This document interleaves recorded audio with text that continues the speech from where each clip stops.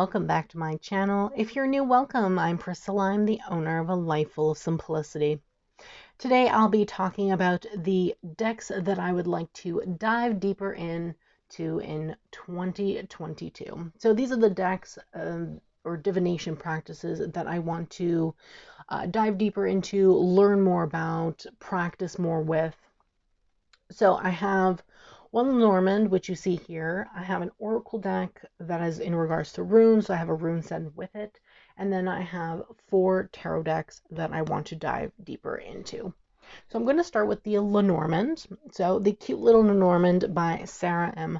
Lyons. This is published by St. Martin's Essentials. And I've been wanting to learn Lenormand for a while, and I picked up this one to learn because the guidebook is very detailed. So I thought this would be a great starter deck for me. And I'm super excited. I've already filmed the unboxing, so that's coming soon. And I've picked out, a notebook for it, and I'm going to start reading this book and starting my Lenormand practice. There's a lot, based on my unboxing, there's a lot to learn, and it's going to be an interesting thing. So I'm going to be doing this throughout the year. And then hopefully by the end of the year, I can say that I know Lenormand and I can start giving readings. That's really the plan. That's my goal when it comes to this. This practice. So this is the first thing that I would like to get more into, and then deep dive, read the book, take notes, do all the exercises, because there's plenty of exercises in this guidebook, which I absolutely love. So I'm going to do all of them, and that way I can actually learn this new type of cartomancy and get really familiar and good at it. So the next deck that I want to deep dive into is an Oracle deck. It's the Runes for Modern Life. Who's this by? Hold on, let me see.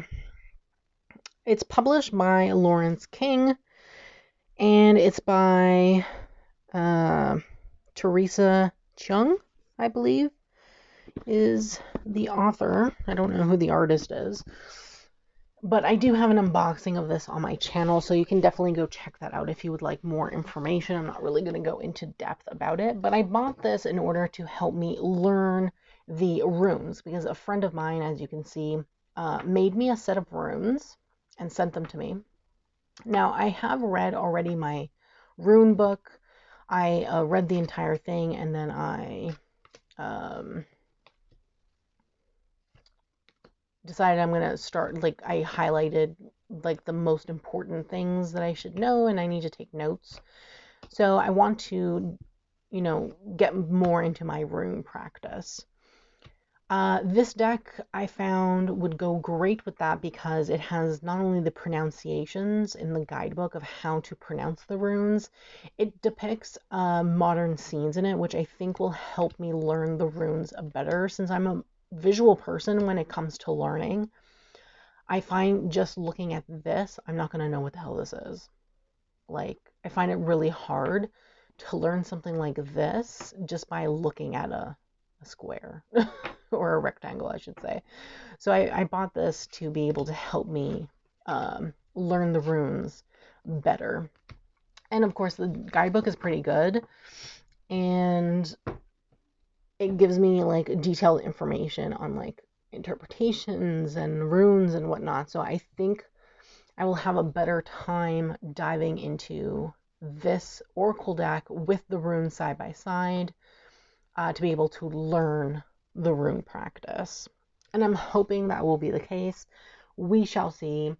I'm definitely going to take it slow and maybe just do a little bit monthly in terms of the rune practice, and just see how it goes, because this to me is a little bit more difficult than learning cards. Tarot and Oracle I've been doing for 4 years, and I have no issues. I have no issues reading Oracle. I have no issues reading Tarot. It's great. Then I want to start Lenormand, as I said already, and that seems like it'll be long, a long process to learn, especially learning the details in terms of the readings and whatnot, but it's doable for me personally. Like, since it has a structure, like tarot has a structure, I think I'll have no problem. But this is a little bit difficult because you're just looking at a letter or a symbol. So that's why I picked up this oracle deck to help me learn this in a more visual manner, because that's just my learning style. So, runes, wish me good luck with it, because I know it's harder than a lot of the other stuff that I know. So now we get into the tarot deck. So I have 4 tarot decks. These are in no particular order. I will start whichever one I feel like starting, depending on my mood. So the first one that I'm going to show is the Chakra Wisdom Tarot by Tori Hartman. This is a Watkins publication. Now, I picked this up because the concept was interesting. The imagery is all beautiful people. They're all, models and whatnot. And there's no diversity in this deck. But I picked it up because the concept of the fact that each card is associated with a chakra made that interesting. And I definitely wanted to look more into that, or understand where the creator is coming from, Tori Hartman, in terms of how because she created an actual oracle deck on chakras. It's the Chakra Wisdom Oracle cards, which I don't have, but I like the aspect of associating a specific chakra with the tarot. So I wanted to get more into that kind of practice and understand better the associations. And the guidebook is pretty good, in my opinion. Obviously, the artwork is like not my thing, but I think I can overlook that in a sense just by learning from the guidebook, and then maybe potentially applying what she's talking about in terms of the concept to another deck. That's really what I was thinking in terms of that. So we shall see. I'm going to look more into this when I'm ready, and just see. Look at these people. They could be on a cover of a magazine. Beautiful though, honestly, to read with myself, for myself. Like, I don't really mind. But it's not realistic for clients, in my opinion. So I am excited to dive deeper into this in terms of the chakra portion of the concept. So we'll see how this goes, if I get to it or not.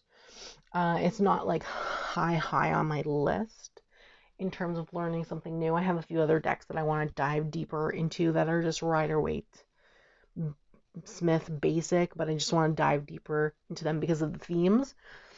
So we'll see. I am excited to learn more about chakras and association with tarot, but yeah, we'll see. I'll definitely film a video, I think, once I learn more about it, talking about it and whatnot, after my study. So next we have the Witch's Wisdom Tarot. This is by Phyllis Currat and Danielle Barlow. This is a Hay House production, I'm pretty sure. Yep, Hay House. So this is one that I want to dive deeper into because the deck is completely different when it comes to its system.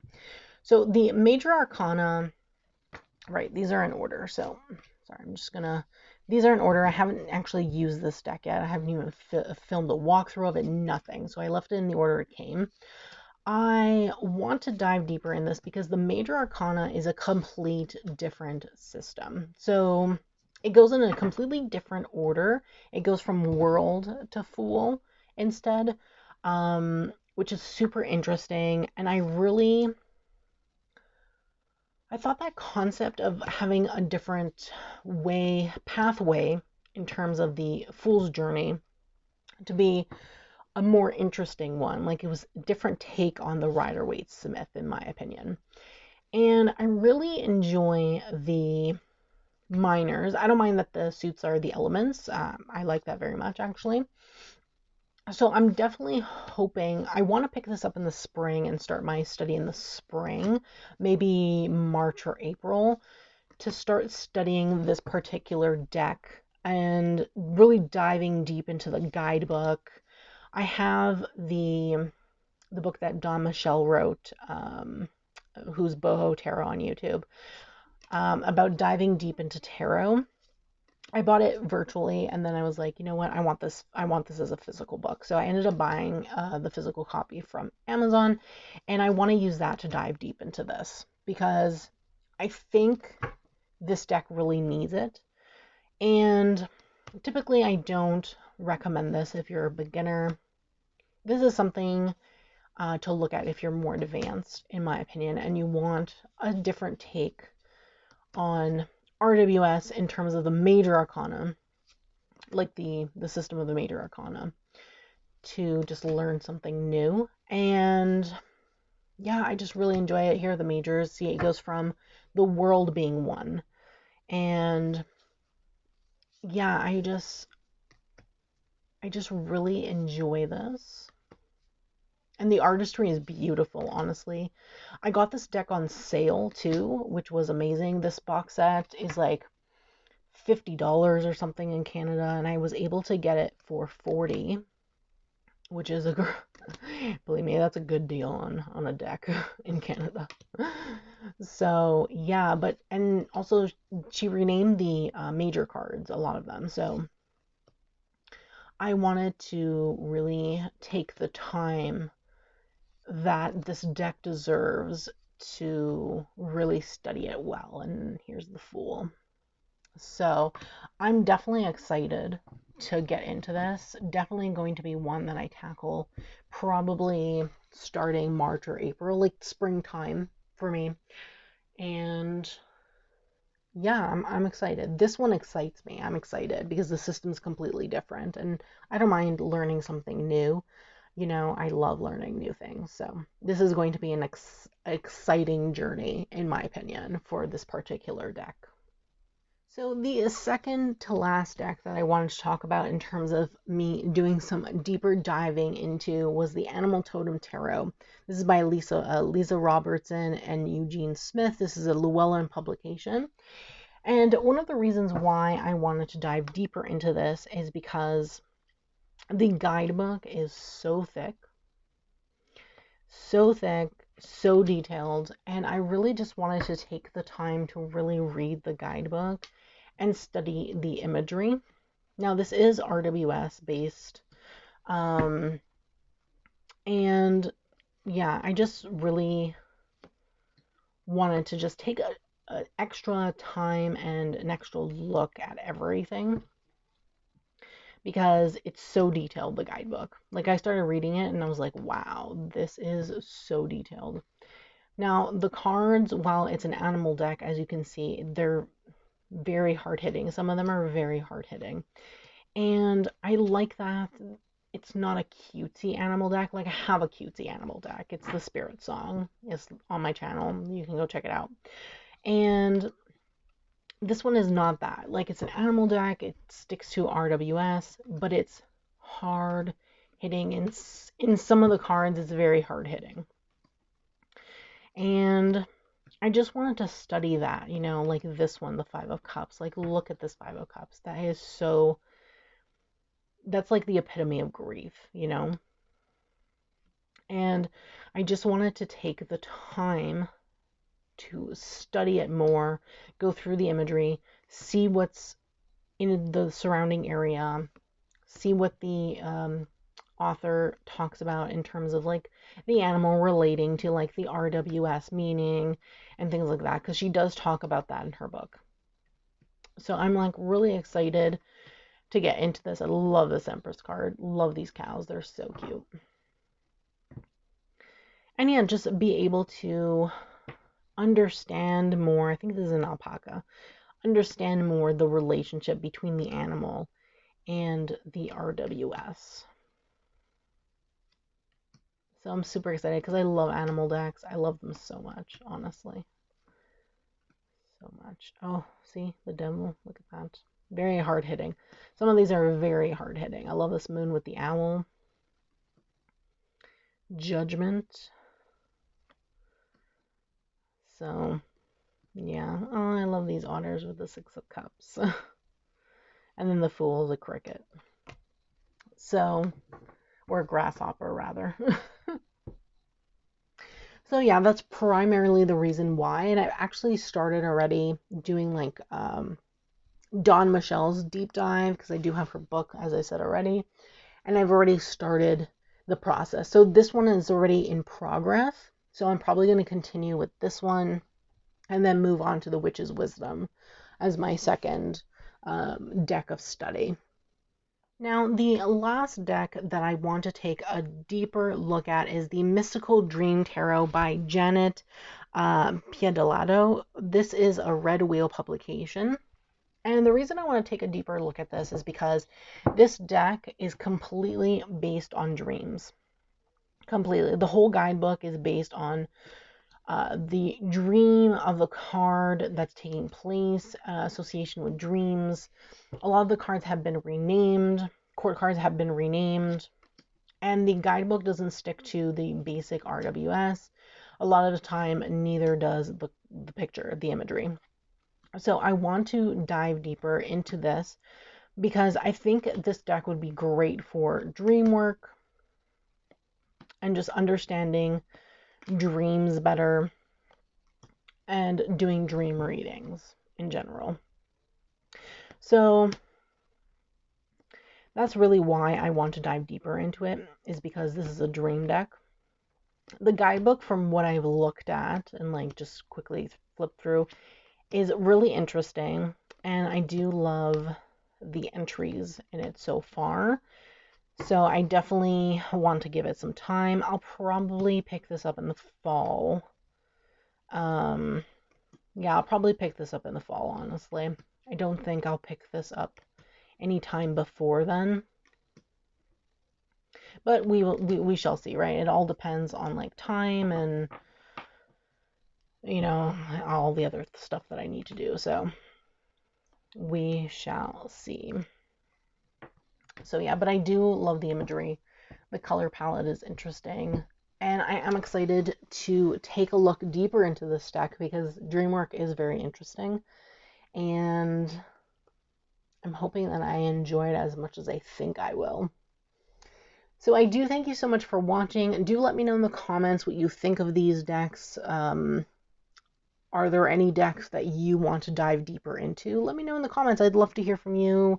Share what you're doing in your practice. It's always fun to hear what other people are diving deeper into in their own practices. It's fun to talk about with other people. And yeah, don't forget to subscribe to this channel. Don't forget to turn on that bell so you can be notified when I post a brand new video. And don't forget to like this video, as it's very appreciated when you do.